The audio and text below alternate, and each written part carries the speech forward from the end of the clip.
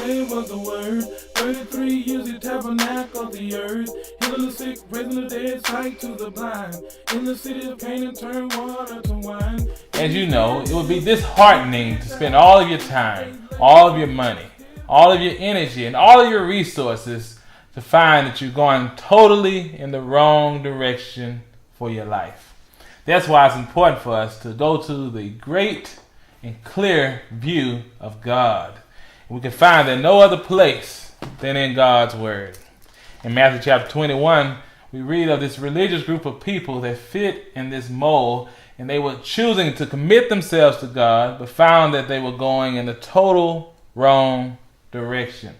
Jesus also gives us clear guidance on what he expects of us if we want to go in the right direction for our lives. Find that in verse 18 and 19.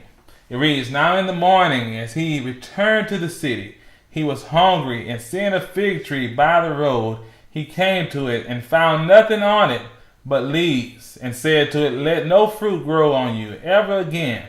And immediately the fig tree withered away."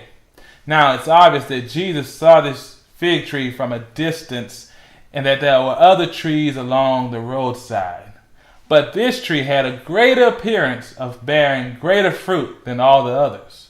So as Jesus and his crew approached this tree, they find that that appearance was just that, an appearance. Had no fruit on it at all. This tree had all the nutrients that it needed, the sunlight that it needed, the water that it needed to grow, obviously because it did that, but it bared no fruit. The main purpose of the tree was to bear fruit, but it focused on all the other things and forgot the main thing. How many of us have done that? God has prepared us, set us up, and all we have to do is do the main thing. But we focus on all the little things and forget that God has called us to one purpose, and that's to be fruitful for him. In Hebrews chapter 11, verse 6, it reads, "Without faith, it's impossible to please God." And a few verses down, we understand that there are certain names there of people that pleased God through their faith by bearing much fruit.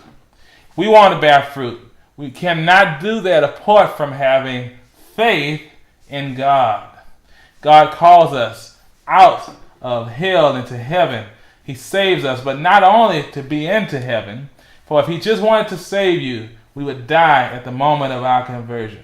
But he leaves us here for one purpose, and that is to bear fruit for the kingdom. And I'll leave you with this question. If you were to go through God's spiritual x-ray machine, what would the results read for your life? Would we see a Sunday morning Christian? Or one that may just want to go only so far with Jesus and nothing else? Or would your results read more or less good and faithful, steward and fruitful servant of God?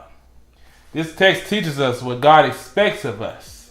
If we choose to stay in our slump that we're in, then we ought to know that we're going in the wrong direction for our life.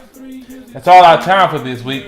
Till next time, see you then. Bring somebody with you. God bless. He did live, he did die.